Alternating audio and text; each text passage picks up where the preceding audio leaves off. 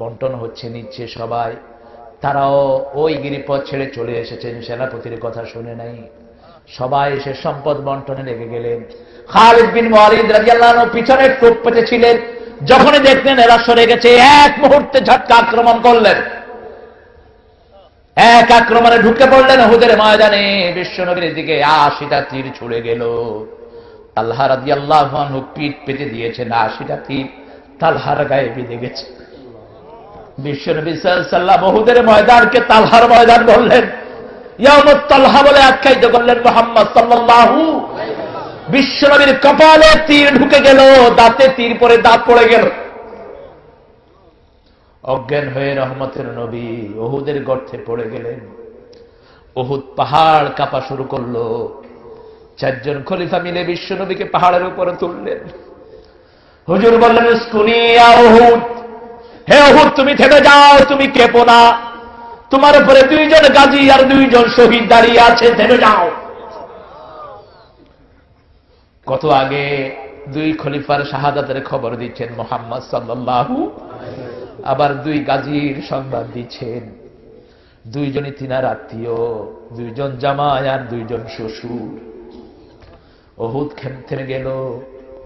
মুনাফিকরা প্রচার করে দিল, কাদ কুতিলা মুহাম্মদ, মুহাম্মদ সাল্লাল্লাহু আলাইহি ওয়াসাল্লাম নয়। একজন মা নিজের 3টা ছেলেকে জিহাদের ময়দানে পাঠিয়েছেন, স্বামীকেও পাঠিয়েছেন। যখন শুনলো আল্লাহর হাবিব না, এই মা মদিনা থেকে দৌড়া শুরু করেছে। যাচ্ছে তাইফ উহুদের ময়দান, 5 থেকে 5.5 মাইল দূরে উহুদের ময়দান। পথিমধ্যে লোকেরা বলছে, ও মা কোথায় যাও, তোমার ছেলে তো দুনিয়ায় না।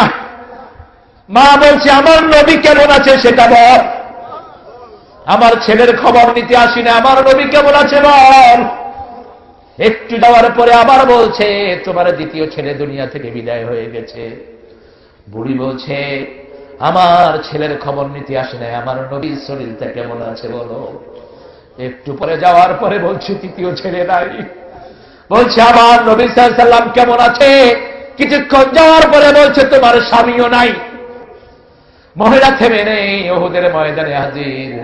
সাহাবায়ে কেরাম বললেন, ও মা, বিশ্বনবী সাল্লাল্লাহু আলাইহি ওয়াসাল্লাম উহুদের পাহাড়ে জীবিত আছে। মহিলা আল্লাহর কাছে হাত তুলে বলল, আল্লাহ, আমার নবী আছে, আমার সবই আছে। আমার ছেলে গেছে আফসোস নাই, স্বামী গেছে আফসোস নাই, আমার নবী আছে, আমার সব আছে।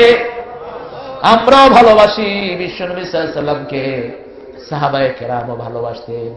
এই জন্য আল্লাহর হাবিব বলেছেন, খায়রুল কুরুনি কারনি সুম্মা আল্লাযীনা ইয়ালুনাহুম, সর্বশ্রেষ্ঠ যুগ আমার যুগ, আমার পরেই সারা দুনিয়ার সর্বকালের সর্বশ্রেষ্ঠ হলেন আমার সাহাবায়ে কেরাম রিদওয়ানুল্লাহি আলাইহিম।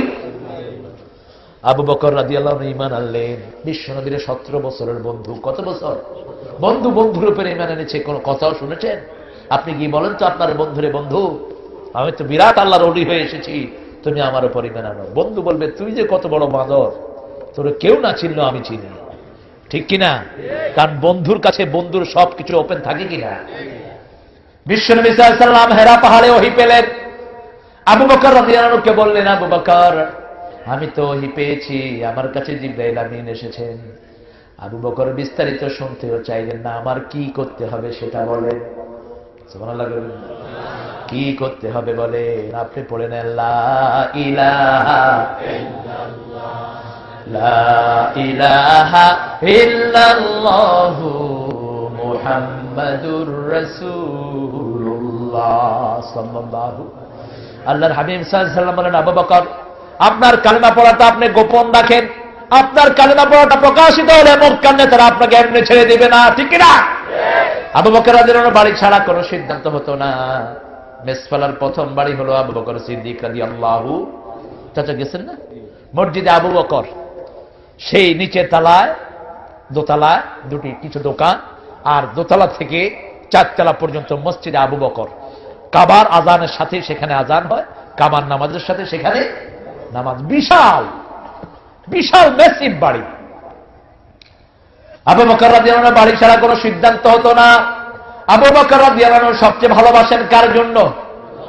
আল্লাহর জন্য। চলে গেলেন কাবার প্রান্তরে, গিয়ে পড়েছেন, লা ইলাহা ইল্লাল্লাহ, লা ইলাহা ইল্লাল্লাহু মুহাম্মাদুর রাসূলুল্লাহ সাল্লাল্লাহু। যেই কালেমা পড়লো অমনি চারিদিক থেকে মায়ের শুরু। বাংলাদেশেও কালেমা পড়লে মায়ের আছে না নাই? কথা বলেন।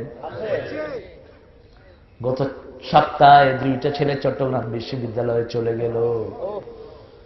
একটা ছেলেও কান্না ধরে রাখতে পারে না। আমি তারপরেই চট্টগ্রাম গিয়েছি।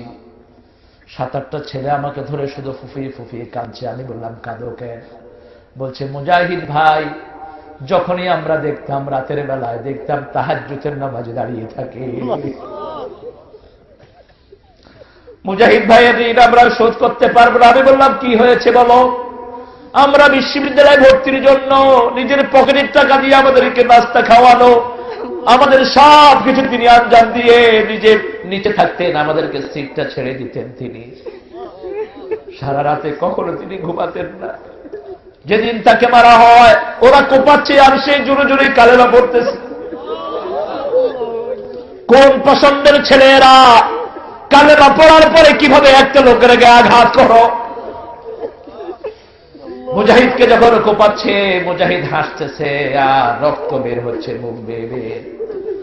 বিশ্বনবী সাল্লাল্লাহু আলাইহি সাল্লাম বলছেন, শহীদদের চোখের সামনে আল্লাহর জান্নাত আল্লাহ তুলে ধরে। দুনিয়ার কোন কষ্ট তাদের কাছে কষ্ট মনে হয় না। ওয়ামা নাকামু মিনহুম ইল্লা আইয়ুমিনু বিল্লাহিল আজিজিল হামিদ।